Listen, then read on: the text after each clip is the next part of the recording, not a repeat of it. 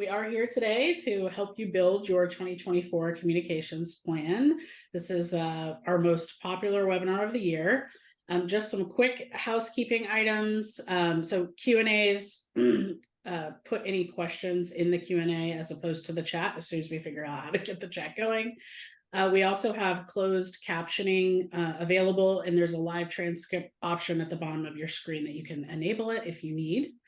We have a lot to cover in this presentation, so we might only have a few minutes at the end for some questions, and if people are up for it, we are happy to stay on past time to answer, and then it'll also be in the recording as well that we'll send out. And then speaking of that, presentation slides, the recording, and then a few other tools, and if you're an association, your CAE credit, this is all going to be sent to you tomorrow morning via email. So we have Jared, you might have heard us say his name. He's our senior marketing manager, and he will be sharing resources and links as soon as I think, did we get the chat going? Yep, yeah, you're all set. Jared did it. It's Mindy. Mindy did text me. She's a lifesaver. Thank you. We miss you, Mindy. Hello, everyone. Hello. It's always so much more fun with the chat. Last but not least, you will notice in this presentation, we kind of use marketing and communications interchangeably. And we really view marketing as a function of communication. Communication sort of works to tell the story of the brand, while marketing does the work of advertising it. So they kind of go hand in hand. So you might have a communications plan, you might have a marketing plan. We use them the same. All right, so I am Brianna Martin. I'm the Director of Brand Marketing here at Mighty Citizen. So I handle all of the internal marketing and communications that our audiences see and read, just like this webinar. And I have nearly 15 years of experience in marketing, and it is definitely a passion of mine. I found the career I was meant to be in. My strength is marketing strategy. So I love brainstorming with talented people like Nicole and Jarrett and coming up with plans and campaigns that are really smart and strategic and engaging for our audiences. That's why I get so excited for this webinar in particular, because that's what we're doing. We're talking about strategizing, brainstorming, and planning. And then my weakness, I don't know about y'all, but I'm very excited. I live in Florida, so I'm very excited about the cooler weather. I'm going to put air quotes because it's still like 85 out today. But leaves are starting to change and they're starting to drop. So I'm very excited, just like this dog is, to just do all the fall things. Mm-hmm. It's a little bit colder up here. I'm in Maryland. I'm Nicole LaRujo. I'm the Client Engagement Director. And my specialty is associations. I've been working with associations for 25 plus years. My strength is really communication. And that's why when Bree says, do you want to partner with me on this? I jump right in, because I think that this is one of our best presentations in setting you up for success. My strength is that I love face-to-face communication. Sadly, my weakness, I'm going to list, is also communication. Succinct has never been a word that anyone has used to describe me. So if Bree has to nudge me forward, you understand why.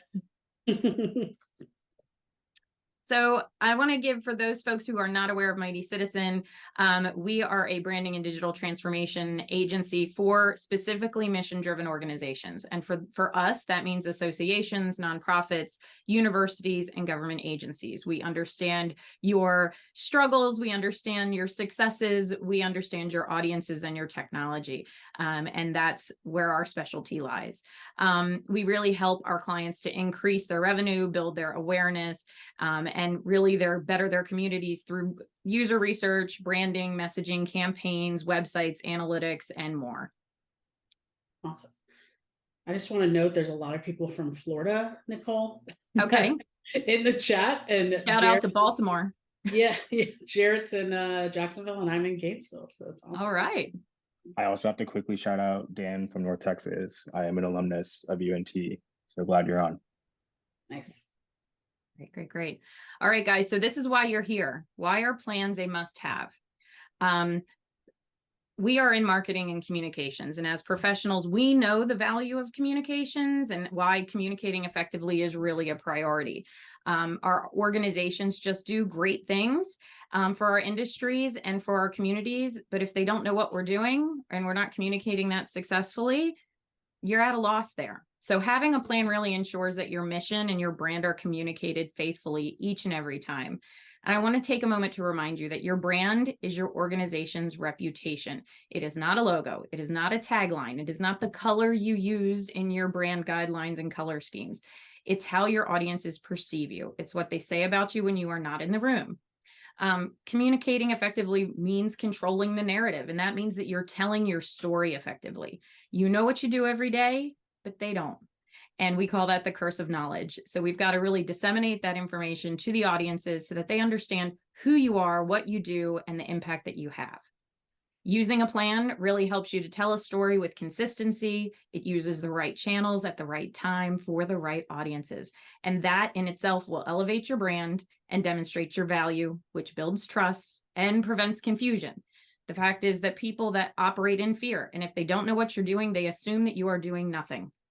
And so when you're communicating effectively and you can make a change, like if you have a dues increase that's coming up, or you have to sunset a low performing product, or if you just make a mistake, your audiences are more likely to trust that you're making the right decision and give you a little bit of grace in that mistake. So once you've established that buy-in, your audience will turn to you as a resource or maybe even the resource in your industry. They become ambassadors for your mission and your products and services. Additionally, your staff is bought in. When you're using a plan and your other teams can see that alignment across departments, and it shows that the communications and marketing team is supporting the organizational goals and each department's, you have buy-in. This last one is really the most important in my mind. Having a plan really solidifies that your goals are laddering up to your organizational goals. It really stops you from wasting energy by focusing specifically on the strategy instead of on tactics. And I would like you to think about strategy as what you're going to do and tactics about how you're going to do it. We want to make sure that you're applying the right tasks and the right time to things that are going to produce results. You don't want to do things that aren't going to give you the results you seek. All right. We're not saying it's easy. We all face a lot of challenges in this. Current events in the news of late, we have potential government shutdowns, inflation in the economy. The political climate is unsure, and there's really an inability for progress right now. We have international issues. We're dealing with war right now. Our work styles have changed. Staff and our audiences are virtual and in person. Staffing as a whole, the hiring world, we have to be very quick to snatch up professionals specifically in this field. So we got to move faster. Our audiences are shifting. With the organizations I work with in the association field, we have members who are aging out, and they've really got to connect with younger generations or bring people into the industry. In universities, we see with our clients, they're struggling to show the value of attending a university. So these are things that are happening right now. The governance at your organization may be part of the problem. Sometimes leadership does not see the value of marketing and communications. Sometimes there's too many cooks in the kitchen. Sometimes you can't get done what you need to get done because you're waiting on another department, and we're just not always on the same schedule. You know, I'm just curious, has anybody heard of that word? I think it's a new term, artificial intelligence or AI. I'm just kidding. That's just been a big topic everywhere. It seems to come up in every conversation that we have, which also brings up data security and privacy. That's always evolving. And with communications and marketing and our databases that we keep, data security is a constant threat, and its ethical usage of data is a really common topic. And then technology. We might be implementing things that are going to make our lives easier, but that implementation process of a marketing automation platform or a CRM system, it's going to disrupt the routine and how you disseminate your communications. So you've got to add that into your plan as well and know when you're going to time this so it's not confusing for your staff or your audiences. And the last challenge deserves its own slide. I'm going to let you feel this a little bit. And I want to think, how does your audience feel when they are bombarded like this? I feel bombarded. I feel overwhelmed, a little frustrated. I don't know where to look. I'm confused. It's very hard to cut through the noise and the chaos and activate our audiences to have them do what we want them to do. That takes a very careful strategy. Just because you can communicate in all of these ways does not mean you should. Overload and information of trust is the final challenge. We have to be really strategic in how we communicate with our audiences. We have to meet them where they are, guide them where we want them to be. And I really ask you, does your audience consider you a trusted source? All right. So by the end of this webinar, this is what we're going to deliver for you guys. You're going to have an understanding of the true importance and effective communications planning. We're going to identify what should be included in that plan, including the goals, activities, and tactics. You're going to see some samples as we go through this. You're going to learn how to manage and stay relevant and communicate to your team so that you all have buy-in into this. We're also this year, and this is new, we're going to showcase an example of how one of our clients has activated this type of a plan. All right, so we got our first poll and we're just going to do in the chat. Thankfully, the chat's working now. So we are wanting to know if you are currently following a written annual marketing or communications plan. Or yeah, you could be like trying to, or sometimes, or all right, so I'm getting ish. I like that. Ish, we are. Since this is the most popular, I'm kind of hoping that we have repeat people coming back to see what's new and to refresh and get it back in their brain. I wish we had trends of over the years, how many, how many answered this. I like someone said no, but I do written ones for for each campaigns, which is great.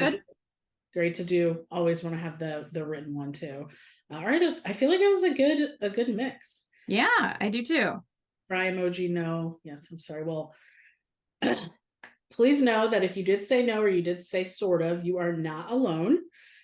We recently released our marketing benchmarks for mission-driven organizations report, and it's based on organizations like yours who took our marketing maturity assessment, the Mighty GPS. And we found that around 27% of the respondents actually said that they never used documented communications plans. But in our analysis, we also found a strong correlation between having a documented plan and having higher marketing maturity. So you can see on the screen here, showing that those that are following a written plan are seeing marketing effectiveness increase by an average of 19 points higher. So this is just kind of the data is showing the proof that this is vital to do. And so get excited, everyone. Everyone gets a plan. You know, the bottom line is everyone needs one. Even when you think things are uncertain, it's all the more reason to have one. And it's better to create something and adapt and iterate on it than not have any kind of written plan. So Jarrett, who is on keys, he is going to share the template that we have. And this is actually the same template that our internal marketing team uses for our annual. It is a direct download, no form fill, guys. You just, it'll download as an editable Word doc, or you can open it up as a Google Doc. That's what we use just because we like the comments and the collaborative nature of it. And I think the most important part here is know that the template is completely customizable. So we know that no organization is the same. This is really the framework on which you're going to build everything out. And it asks you different questions to lead you through the strategy of the planning, but know that you can customize it, add to it, iterate. We do that ourselves as well. Okay, so before we get into the actual plan, we have some preparation tips. And the first thing is to actually schedule time. And when I say schedule time, y'all, I mean block out time in your calendar to do the strategizing, the drafting, the revising, the reviewing. It not only holds you accountable, but it also stops you from procrastinating. And Nicole, if you are like me, and I think you are, the big, large projects that are overwhelming, I'm just like, oh, I'm just going to push that to the side today. And then it never happens, or, you know, it's not the way you wanted it because you didn't give yourself enough time. So it's vital to make sure you're doing that. You also want to make sure you have an understanding of your organization's strategic goals. So in an ideal world, you're going to schedule this time before budgeting, and you're also going to, leadership is going to let you know what the organization's strategic goals are, because every goal that you create and everything you create in your plan is going to ladder up to those goals.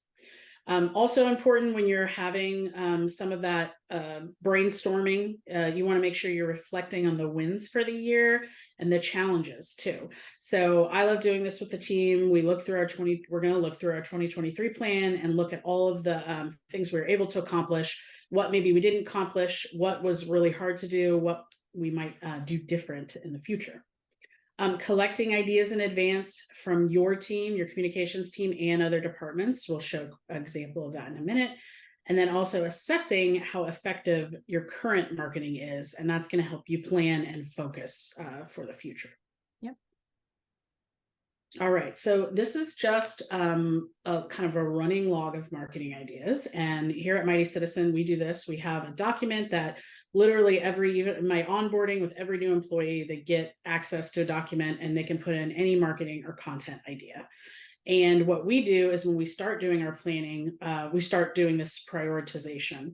So you'll see here the initials, B is me, Jarrett and Nicole, for yes, maybe a no. And the key here is that no doesn't mean that it's a bad idea.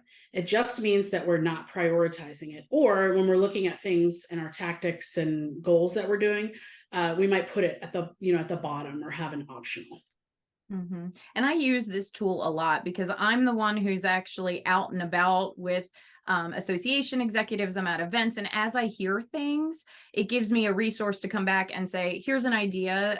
There's a need right now for this type of content. And then our team can assess if it's something that they can put together or if it's something we can do for next year. It's how we continue to evolve our content as well.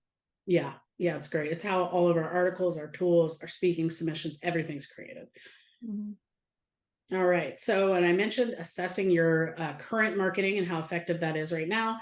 The Mighty GPS is a great way to do that. So it's our marketing maturity assessment. It actually takes around 7 minutes. We just say 10 to be safe. It is going to assess you in 6 key areas of marketing. And what's nice about it is when you're done taking it, you're going to receive a custom report, and it includes your overall marketing maturity score and then a score for each category.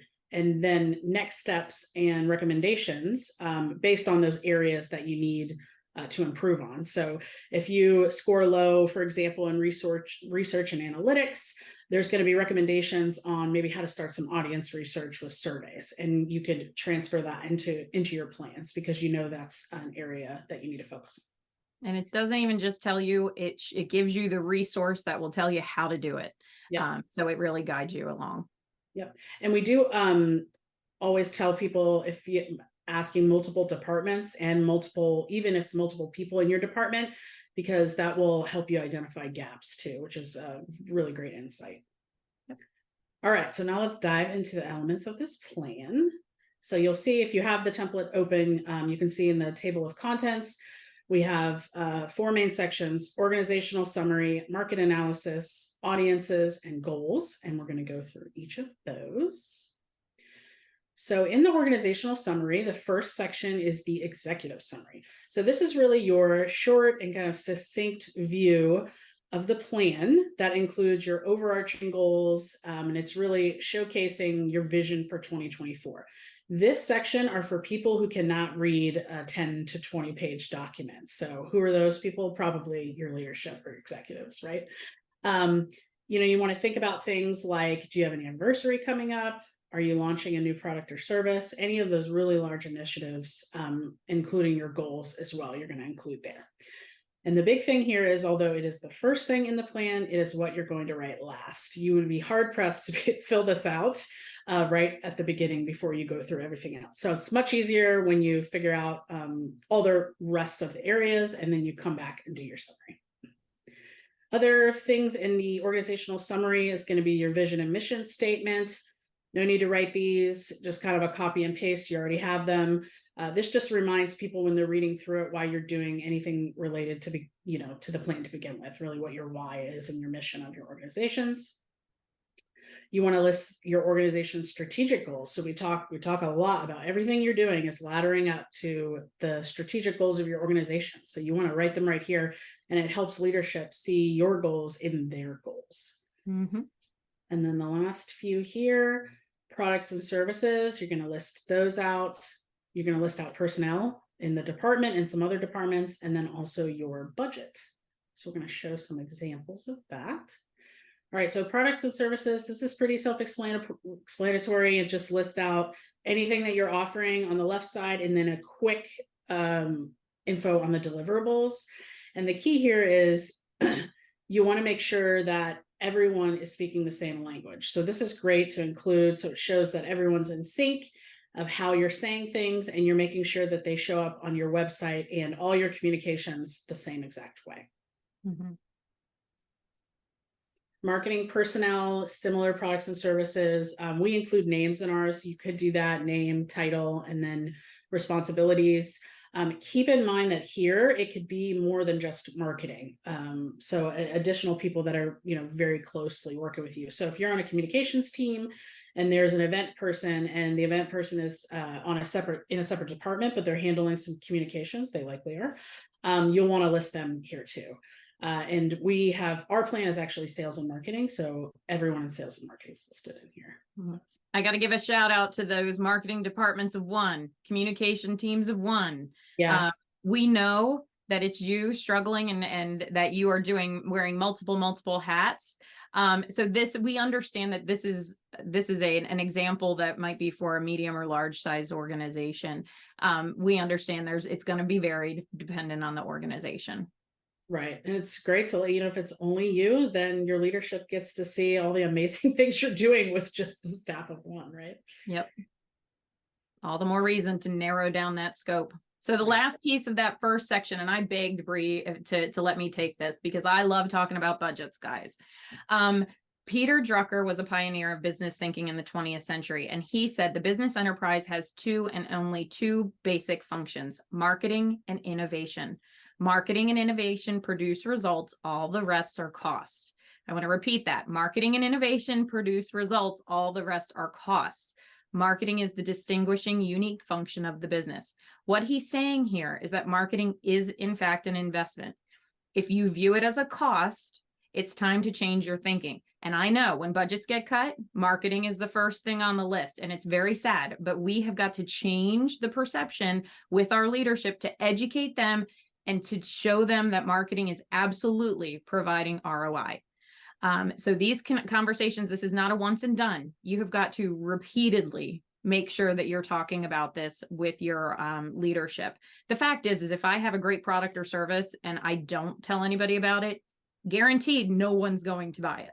But if we talk about it, if we market it, people will use it. Okay.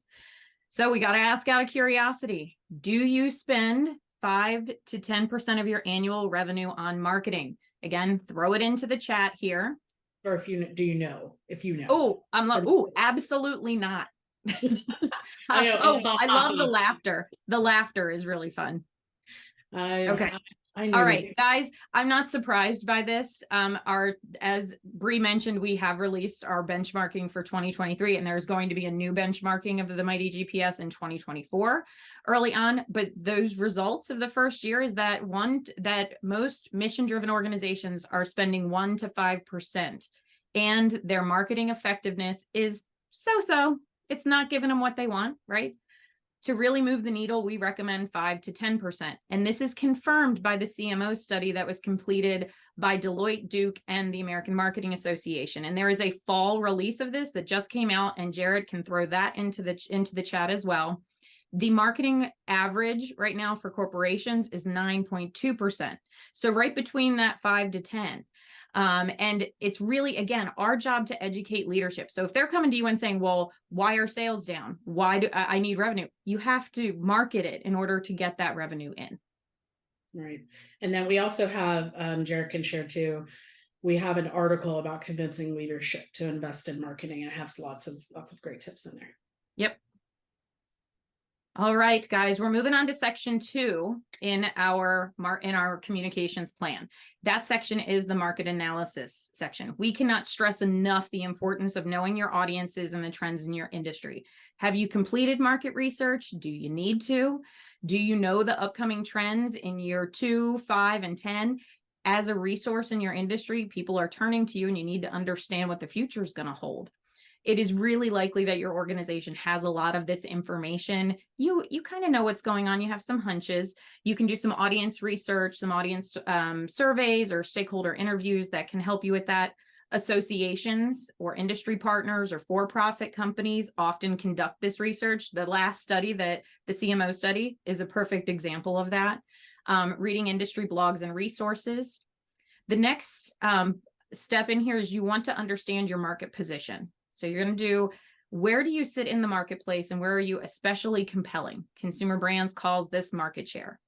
This is going to depend on many different variables, and it's going to be very unique to each organization. It could be based on location or budget or audience size or growth or your Google search rankings. It could be any number of things. So you've really got to understand your marketplace, decide what you're going to measure yourself against, and determine the best for success. The next thing is your unique value proposition. What do you do better than anyone else, and how do you showcase that? Lastly, we want to make sure that you understand your competition, and your competition may not be a direct competitor. It's really, how do you position yourself against whatever is pulling the attention away from your audience and distracting them? How do you prove to them that time is better spent with your resources, you're at your events or using your tools or attending your university? Collecting and having this information really helps to fill in the gaps and creates a communication plan that addresses all of these areas. Really, as you work through the research to create this market analysis, your results may indicate that some of your foundational branding elements may not resonate with your audiences. And we stress very heavily on having those foundational elements, such as your branding guidelines, your messaging, your visuals. All of that is needed for effective marketing communications. Okay, we know we're complex. Mission-driven organizations are not easy. You are talking to a lot of different people that require very different messaging and different approaches. So we have to understand, who is your target audience? How do you prioritize them? Who gets the most attention? And this may change from year to year. You may have something going on at your organization that this is the year of, you need legislative backing. You have things on Capitol Hill, you've got to move forward. You need numbers. That's very different communicating than if you need to, you're trying to get funders for something. So you really need to make sure that you have those primary audiences identified each year based on those strategic goals. And your communications need to be about your audiences. Inevitably, you want them to engage with your organization. We want them to consider you, have them in their lives. You're an important part of that. They're ambassadors for your organizations. And that means that they have to speak to each of those organizations and each audience, and that the creative has to speak to them as well. They have to see themselves in your communications. That requires some testing and figuring out what resonates with your audiences, some segmentation as well. All right.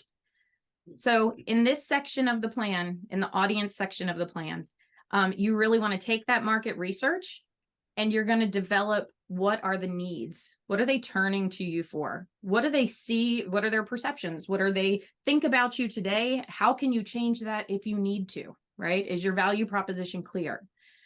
What are their preferred channels of communication? Where are they? This could vary generationally. It could vary depending on your industry. So you don't want to be everywhere to everyone. You want to make sure that you're speaking to the right audience in the right place. Your website is your front door of the organization. You have your digital communications, your direct mail, the billboards and things like that. There's so many different ways that we can communicate our messaging. So if you don't have the user research, which our benchmarking report shows that most organizations don't, it's actually the lowest scoring for mission-driven organizations. This is something I would suggest you try to budget for if you can. It's really important in effective and strategic communications to really understand where and what your audiences need. Okay.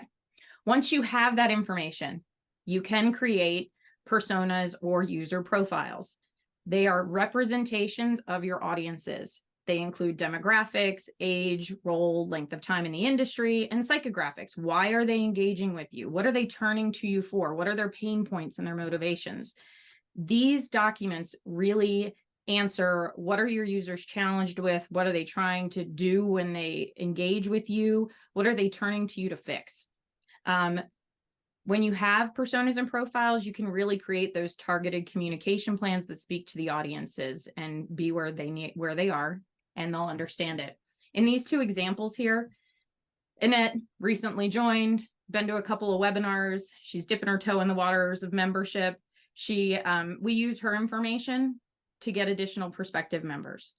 Stephen, highly engaged. He's been on our board. He sends all of his staff to our trainings. He's using us for certification. We use him for engagement and retention communications. So that's what you can use him for. You may be asking, what's the difference between a user profile and a persona? A user profile is a higher level. It's more of an overview versus the deep dive of a persona. The user profile often is created from what you think you know about the organization or about each audience, with some minor research, whereas a persona requires time and tracking, and it's just more in-depth. So it's a quicker process. Do not fret, don't stress. If you don't have a persona written for each of your audiences, if you don't have profiles, we build many great campaigns without them. You know a lot of this information, you have the resources there, but start somewhere, start collecting this information, and inevitably you can really create those journeys for your audiences. And if you have them, if you have invested, please, please, please, you do not know how many organizations I talk to that have invested thousands and thousands of dollars in creating user personas that they never use. So please use them. I was going to say, for those people who don't, think, oh, we don't have any of those created. That's what the written communications plan helps you do, because when you get to that section, you're going to realize you have a lot more information in your data than you realize, and you can build something from that and have it in your plans. Mm-hmm. Yep. All right. So back to section 3, we're in the audience section. You know who your audiences are. You've done the research, you've outlined it, you've chosen who, let's say your 3 personas or profiles are going to be targets this year. Now you're actually going to create a list of your current members or donors or customers, and how are you going to grow them? These are actual individual members that you're going to be looking at. Then you're going to be looking at your prospective members, donors, or customers. These are the people that every time you see their name or their company name, you say, why are they not engaged with us? Let's figure out how to target them. Okay. And then you're going to look at the channels. Where are they engaging with you? Social media, there's so many different choices, right? And people say repeatedly on surveys that they're not on Facebook, but their activity says otherwise, right? So not only get it from survey data, but also what do your digital analytics say, right? Where are they actually meeting you? Is it through the newsletter? Is it through your events? Be where they are and start really pushing those messages, and really decide how you're going to target them. And that's part of the communications plans. All of that research, the personas, the profiles, all of that is going to ladder up to this too. All right. So we've done our market analysis. We've created our personas, our profiles. We've figured out our audiences, who we're going to focus for the years. Now we're going to get to goals, which is probably one of the heftier sections. And for goals, we suggest 3 goals. You'll see why in a little bit. They're really big picture goals. So what are your top 3 initiatives that you want to do to get you closer to your vision? So really think big with these, not tactical. And you want to make sure that you're not overcommitting to these goals, because that means you're going to overcommit with what your team is able to do. So you want to set yourself up for success, maybe have some stretch goals. You could do that as well. But you don't want to put too much into the plan, too many goals where you're never going to get to them. And then people are counting on you because you said, yes, we're going to do this. You've presented it to them, and that's what they're expecting, right? It's get you into a lot of trouble. Remember, again, that they're laddering up to your organizational goals, and think really big picture there. You want to list them in priority or order. So this is nice because if you have to quickly identify what gets cut, or if there are things under a goal that has to get cut because of various things that come up, you'll know because they're listed in that order. Again, these are very strategic and broad, not tactical and narrow. That comes below the goals. And then lastly, establishing those KPIs. So how are you going to know that you've achieved success, and what are you going to report on to your team and to leadership? All right, so we're going to walk through what goes under goals. So after you've created each of your goals, you're going to have activities. So an activity is, how are you going to help reach that goal with which activity? So this is kind of where the doing starts coming in. So if, for example, a goal is to retain membership, what activities need to be done to reach that goal? You might have anywhere from 1 to 5 goals or activities per goal, excuse me. We typically have, we'll probably have 4 to 5 under each of our goals. And then within that activity is where your metrics come in. So how will you measure whether your activities are successful? And you want to try to make sure that every activity has a metric. And you're going to take all of these, whatever is decided here, and that's going to be your monthly reporting and your quarterly reporting. And then lastly, under your metrics are going to be your tactics. So what tactics must you complete each day to ladder up to the activities that ladders to the goals? This is where all your little day-to-day tasks come in. So all the tiny little things that you need to have due dates on so you don't forget. So you can see this is all just sort of a structure. It helps make sure the tactics you're doing are actually laddering up to something. Mm-hmm. And having this in this format, right, really helps Bree and I, because we work very closely with marketing and sales here. When I go out and I find, and I have this bright idea and I want to jump right on it, it allows Bree to say, hold on, here's what we're working on. Yeah. Is that a higher priority than this? Will it help us achieve that goal, that strategic goal again? And it allows us to, in an educated way, make that decision versus I'm excited about this. Which we can do sometimes. And then we have to be like, okay, well, reality, what can we actually accomplish? Yep. And what do we remove in order to make that happen? Exactly. Not just keep tackling. Okay, so this is an example of what it might look like in your communications plan. So you'll see here using that membership retention goal again, that is the first goal. So there's an activity. We've decided we want to improve the new member onboarding experience. We want to make sure that they see the value right away. They use their benefits right away. We feel like that'll really help retain the membership. We have our metrics. So we're hoping to see an 80% renewal in year 1. And we have that stretch metric at 90%. And then all the tactics. So, where things like a welcome kit, welcome calls, reviewing member activities. Again, those are all the little actual tasks that you have to do. Just a quick, I'm gonna go back up to metrics because I missed my point here. Just a quick note about this. I know that it can be hard sometimes to create metrics if it's something new that you haven't done before, right? But usually there's some data that exists. It might not be directly connected to a campaign that you're doing, but Google Analytics 4, data management systems, analytics platforms that you have can help. There's also a lot of industry benchmarks. Most associations that serve your industry have done probably research. And then also just talking to your peers. I have a huge network of marketing communication professionals, and we're always talking, well, we're usually nerding out about marketing. But with that, we're talking about what's worked for you. Have you tried this out? So, and I'm sure a lot of you are already doing that already, but just a great place to go if you aren't able to find data or benchmarks. All right, and then activity 2 here, and this would keep going. Obviously, we probably have a few more. We want to increase our annual meeting attendance. So we know statistically in our analytics platform, we were able to see that there's a correlation between a higher renewal if we have a higher annual meeting attendance by members. So we've chosen that. And we have those metrics and the tactics of a hybrid event option because we know not all members are going to have the budget to be able to travel. So now you can see why we only have 3 goals, because this is pretty elaborate underneath. It's big. Yeah. Okay, so final step. Now we've done our analysis, the audience profiles. We've created our goals with our activities and tactics. And now we're ready to do the summary. So go back up. Usually the summary is 1 to 2 pages long. So if, maybe even AI could help you with this. You could put it all into and have them, create a summary for you that you could go back through. This is just an example that would show we're showcasing our goals. So we'll know we've been successful if we've reached these goals. We've retained membership, increased revenue through our products and services, and increased brand awareness. And then we know that we have achieved those if we met the metrics underneath each of them. Mhm. All right, so managing the plan before we get into the example that Nicole's going to go over.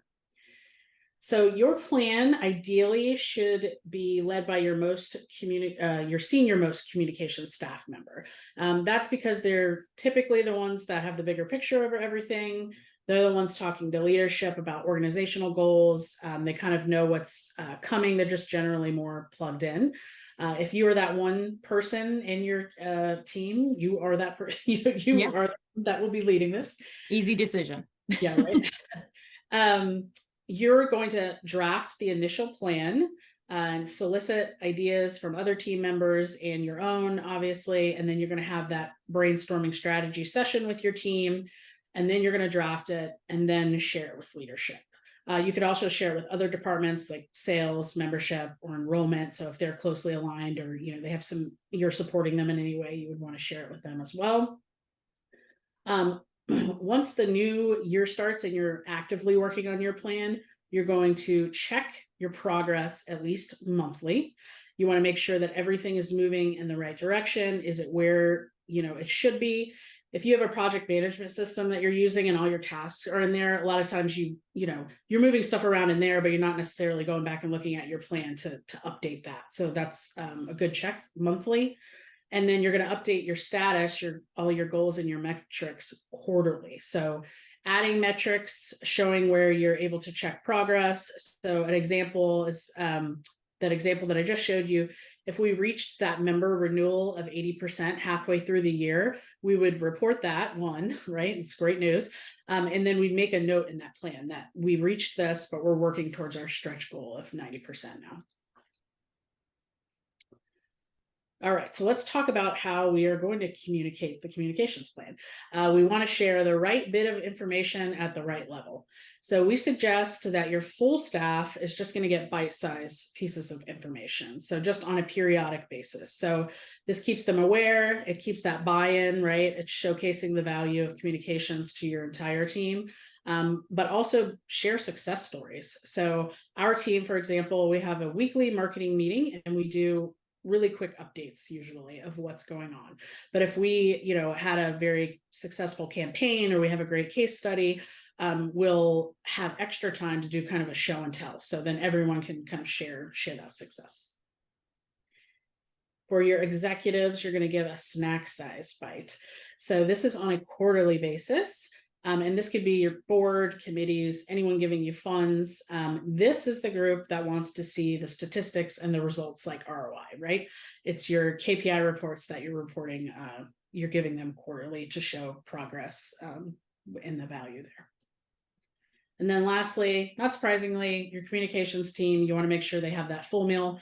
They're likely part of this process with you from start to finish if you're brainstorming and working collaboratively. So they obviously need to see the full picture. So make sure you're including them in everything that you can, and also helps identify when things need to change around to help achieve results. If you can get into this great communication cycle, everyone's going to be aware of your success, where you stand.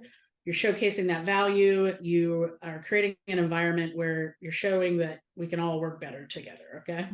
And it also helps, I think sometimes staff that's not in marketing communications understands some of your processes. So, why do you have to go to the communications department to post something or add it to a newsletter? Or why do we follow brand standards? They can start seeing the impact that you really have. Mm-hmm.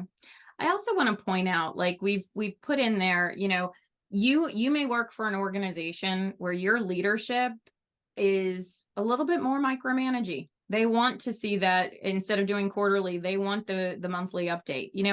This is a structure, and it is a recommended structure, but you're really going to customize this based on your organization. All of you are unique. Some of you have 2 staff in your company. The others have 100, right? It's going to look different depending on what that is. And so don't look at this plan, look at it as a starting place. It's not something that you absolutely have to have 5 tactics. You absolutely have to have 5 activities.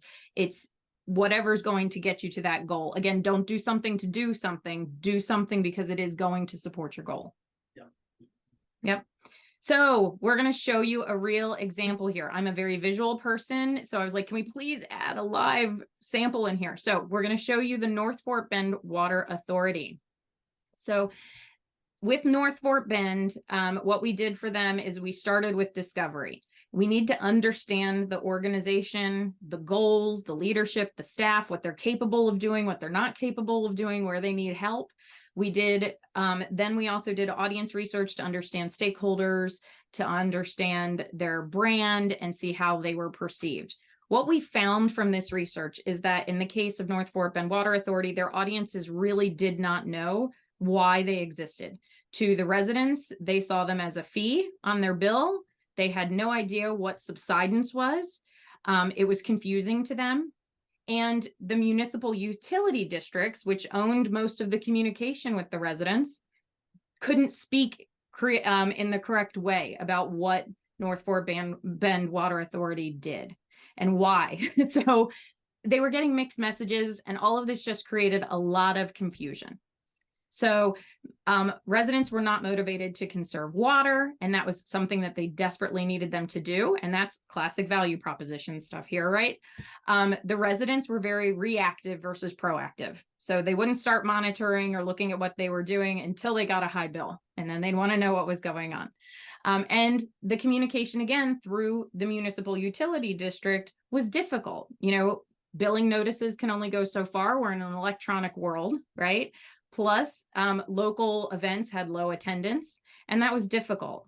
Lastly, Larry the Toolbox, he was great. He was a talking sprinkler that had really great resources, but the mascot itself was not resonating, and it created confusion in their audiences. So now that we know what the issues were, we had to figure out what the next steps were. Part of this was doing a digital marketing audit. And there's good and bad news here. In this case, they were completely invisible in organic search. So in looking at keywords, they just couldn't find them. All of their sites had really low online authority. They had very few instances of any Texas water authority ranking in the top 10. And so what that meant is that Google was not actually pulling the location. It wasn't important. The good news is that their long form content was performing really well. Their blog posts were doing really well. And the other good news is that similar organization websites were performing well. So organizations in the federal government, product blogs, local service provider blogs, water nonprofits, there was hope. It could be successful. All right, so we went into the audience research. We had to understand for them, that first layer of communication was we had to make sure that the municipal utility districts, which are kind of like chapters or components for other organizations, we had to give them a means of speaking about the organization. The good news is they had a low degree of turnover. So once we can train them and give them the tools they need, this should be a good win, right? Next was the consumers. We only had access to them through the MUD invoices and inserts. Digital billing was losing that opportunity. Those that were on social media, they were getting the most traction. They understood what subsidence was. They had a little bit more knowledge about it. They also had kind of other audiences, the utility operators, the housing developers and the builders and the engineers, and the neighborhood organizations, the HOAs. So I think you can probably see a lot of yourself in this. Multiple audiences, you have to react and address them in different ways. After this research, what we found the primary goals were, we defined it collaboratively. Primary was to increase brand awareness, trust, and understanding of the North Fort Bend Water Authority, educate the audiences on the mission, purpose, and conservation efforts, and then build a stronger digital marketing presence for North Fort Bend Water Authority. The first activity as part of that was to do a website update. And that, as you know, can take a long time, right? But we wanted to reimagine that experience and make it very easy for people to understand. Again, the website is the front door of your organization, and it's a key element in the communications and marketing plan. So we want that to be a really good user experience. We want it really great SEO and good copywriting. We want it to be easy, right? So we pulled content that was relevant and moved it into this site as well. Activity 2 was happening at the same time as the website, because you need this to do the content of the website. And that was to create the voice and tone guide, right? This sets the stage for all of your communications. And it tells you specifically for each audience what messaging is going to apply and how you're going to speak about the organization. So from that point, we developed collateral. We had to give tools and create resources that were going to be used by not only the municipal utility districts, but we were going to use for advertisements to get into the residents' hands. We needed to make it more visible and really create a really good brand presence in order to increase that awareness. All right. And I want to go back. Can we go back one?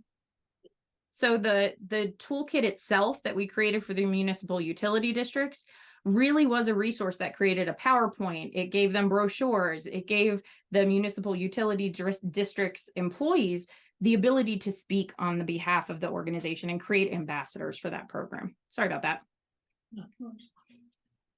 Activity 4, campaigns. And this may look a little bit overwhelming to you, but what I want to show you here is this is a schedule of campaigns that are very different based on audience, their calls to actions, their channels.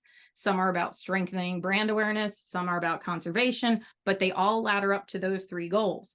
There are multiple touch points and calls to action for each of these audiences because, as we know, it takes more than one time to get the message across, right? And campaigns themselves, when you are sick and tired of hearing about the same campaign that you've been running for a year and a half, they're just beginning to get the message. So really look at your results. Look at what's happening with it. When you're likely going to change it too soon. It has a longer track record than you think. Okay. So the Water Force campaign was the cornerstone of the 2022 marketing strategy. It really put a face to the brand and connected the people who live and work in the community with the community. They could see that. The Wise Guys ads, these were created for organic and paid social. And the great part about that is that we only had to use organic advertising for this. We didn't have to spend any money because they ended up getting booked 6 weeks out, and we'd have to pause the campaign and then restart it again, and they'd get pause it again. And so it was very, very successful. So here are some highlights. I'm not going to read this screen. You'll definitely get it as part of our downloads. But I do want to point out a couple of things. One, this work that was done and the plan that was put in place really reinvented a little bit the organization and showcased and humanized the brand for the different audiences that they had. We did what we set out to do. We needed to increase that web traffic. We needed to make sure that people were on the website using their resources and spending more time there, right? The organic search impressions went from 0. Remember, they were virtually invisible before. They almost 2,000%. They can be found easily, right? And most importantly was the commentary on social. This organization went from comments like, all I see is a fee. What is this fee for? You guys are crooks. To, can you please talk to my HOA and have them allow us to plant native plants in our area to help with the subsidence, right? So that education, communications is all about education, right? And that was positive that we were able to do. All right, summing it up, and we are almost at time. Right, so there. If we do, if people want to hang on, we will answer some questions, and then if you can't, you'll get it in the recording later. So, bottom line, you need the written communications plan. Just quick reminders here: don't overcommit on your goals, but think big and go tactical from there. You want to get that buy-in from your team and leadership so they can really see the value of your marketing efforts, and it can help you come budget time. Setting clear metrics so you can track that, so you know what success looks like, and you can iterate when you need to try to still achieve your goals. And then lastly, those metrics that you are tracking, setting clear metrics, tracking them, and then reporting them quarterly. So checking progress monthly, reporting it quarterly. That's our suggestion. Yours might be a little different, but that's typically what works well. All right, so Jared can share the URL on this slide, or you can scan the QR code. It's got the template that you already have, but it also has a few other things that might be helpful for you. And then we have our contact information on there too as well. Thank you guys. Jarrett, if we we do have a few minutes for questions. We can go over a little bit, if you want to. Yeah, we did have a few come through. I know we are the last few minutes here, so I'll just fire them off and then Bree and Nicole, whoever wants to take them, feel free. So first one is, can you have too many audiences? For example, members can be broken down by career stages, then add legislators, etc. So I would say this is hard because like the slide that Nicole showed, all of the industries that are on today have a ton of different audiences. And I feel like there's probably these overarching audiences, and then there are subsets of them. And I kind of see that more as ways to like customize or personalize it. So you were saying like, there's, new members, but then there also might be career members. Those are just ways to review what your strategic goals are, and based on data that you have in the past, what are the things that you're going to focus on? Because reality is, if your team's small like ours are, we can't do everything. So you really need to dig into that research, that data, and figure out, even though you might have 9 or 10 audiences, really where are the ones that you can engage with the most? Where do you know where they're at? What goals can you put, or what members can you try to reach that ladder up to your goals? So I think it's really important to look at that versus like the number of audiences you might have. Mm-hmm. Yeah, I think you really need to prioritize them. And I think of Mike Steckel, who's our senior director of UX, and he even when he's looking at a website, he's like, what is this web page supposed to do? Who is it supposed to speak to? Right? It can't speak to everybody. So is the primary goal to get prospective members into that website? Is the primary goal to retain members? Is the primary goal to get them to register? Like, what is that individual page? It's the same thing with audiences. What is the primary reason? What's the support step? And you're likely going to have more than one. Yeah. But and I think your mission also tells you that. Right. I think it's going to change from year to year too, Oh, yeah. depending on what your organizational goals are, though. So I think, but showing that written plan and all the thought that you've taken to say we're only going to focus on these audiences, and we really feel like we have a chance to be successful because of this. I think you get a lot more buy-in from leadership that way than them, spraying and praying. You do, and you can't be the end all be all to everybody, right? So where can you be the most effective in whatever your goals are? That's a huge question. Another quick one on audience surveys: is one long survey of your audience better, or a handful of shorter surveys?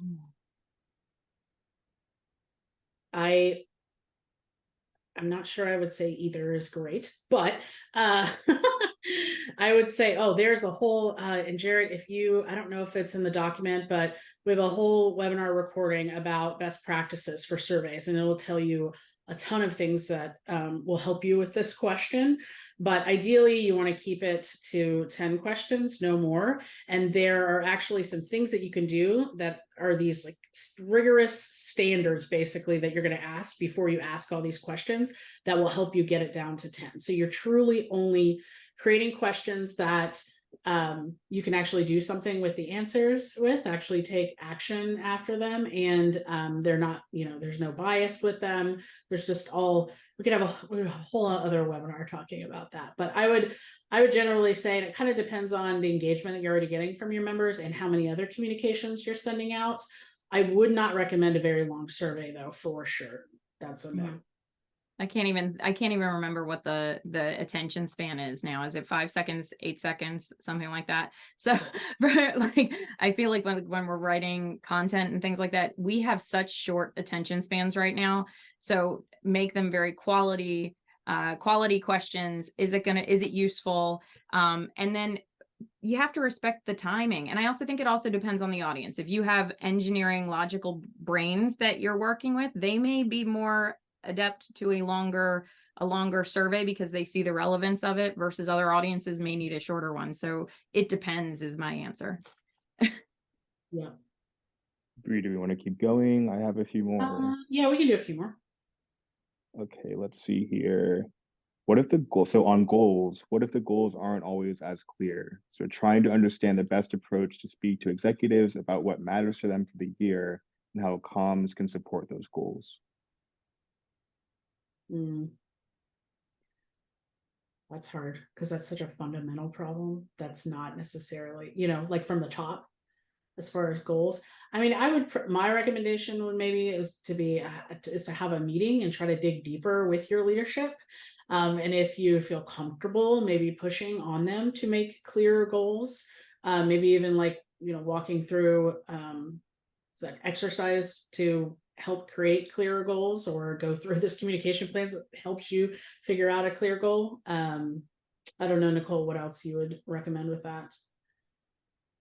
I mean, it's hard because I foresee a big problem of doing things to do things versus when you don't have a strategy and a goal to choose from. And maybe it's just that that's not how they have had a culture of leading before. So, I mean, it is that open communication and figuring out organizations have missions. The mission should be supported by strategy. So, and that's that you got to start somewhere. So baby step and start looking at ways that you can start implementing that strategy. All right, I know we're past time here, Bree. I don't know if you want to keep going. Yeah, we've still got 130 people, and we'll do two more. Wow.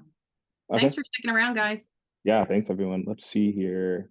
So maybe in the same vein, if you don't have a dedicated marketing or communication staff who usually takes the lead for these goals, or who would usually take the lead for the goals if you don't have that dedicated staff? Is it the executive director? Is it someone else? Yeah, that's going to be hard. So I'm assuming they mean that maybe they have just roles that do multiple things. So wear multiple hats. They might do some marketing, some membership. I'd probably say in that regard, you could do more of a collaborative approach, but still probably having leadership. Like if there's somebody at the end of the day that you report to that is responsible for, I mean, there's got to be someone that is responsible, you know, and even if that's your executive director for the marketing communications team, they really should be sort of leading it. But because of how small the team is, and I'm assuming that you would probably have to be a lot more collaborative, right? Because they might not have the marketing communications background where you would need to help kind of support that. I do wonder, like, I think of organizations with committee structures and volunteers, like if a chair of a marketing committee for that organization could spearhead that with leadership. So that way you have that knowledge being added to it, you have volunteer support and help with it, but it's not falling on the shoulders solely of the executive director because they have so many other duties. Small staffs, I give you a huge shout out and tons of credit. You guys are doing amazing things with very little support. So you're nimble though. You are way more nimble than a huge organization. And here's maybe a final question for you, Bree and Nicole. Are there cost-effective ways to get audience research for small nonprofits and marketing teams of one? And then as a kind of a second part, what would be a good rough estimate or amount to invest in obtaining this research? Maybe more granular there. So sorry, say the say the first part again. First part is, are there cost-effective ways to get audience research for small nonprofits and marketing teams of one? Yes, I would say, again, I'm going to point back to that webinar, and then also the webinar that we gave, our Q3 webinar actually walks through some recommendations in a research and analytics area. But I would say there's probably lots of data that you don't realize that you can utilize. So if there's, you know, like community forums or areas that your donors or members are needing, you could probably collect information, like just gain information from them. If there's your like donor systems and the data that you can pull out of that to see what kind of engagement and things that you can get from there. And then, you know, surveys are cost effective. I mean, SurveyMonkey's free, so that's pretty easy to set up and send out a survey to get some research about your audiences. I also think, you know, a lot of the organizations we work with have annual meetings. They have education sessions. Break times at those times are great times to have conversations with people. You can hold quick focus groups. You can, you know, do individual interviews. Another option, I think that you would be more surprised if you have people that are prospective audiences that maybe should be using your organization or aware of your organization, if you invite them, people don't know that they can share their opinion unless you invite them to share their opinion. So, I'm looking for somebody to have a quick 15-minute conversation with. I just want to get your perception on our industry. I think you'll get more hits than you think you will. Ask the questions. People love to give their opinion and share. They just want to be heard. And then all I say is, if you are going to collect this data, do something with it. Do not continually go out to your audiences and gather information and make them fill out 15-minute surveys and then not do anything with it. Agreed. All righty. I think that's good. We're good. Well, I'll read through any of the other questions. If there's a lot, maybe we can, well, you and I could do another quick, Q&A. We absolutely can, or do an article. We can do something. Yeah, exactly. All right. Well, thank you, everyone. This is our last webinar of the year, so we'll have some more in 2024, but we're so happy that you could join us. And Jared, thank you so much for sharing and being our moderator. Yes. Great. We'll see everyone later. Thank you so much. Take care.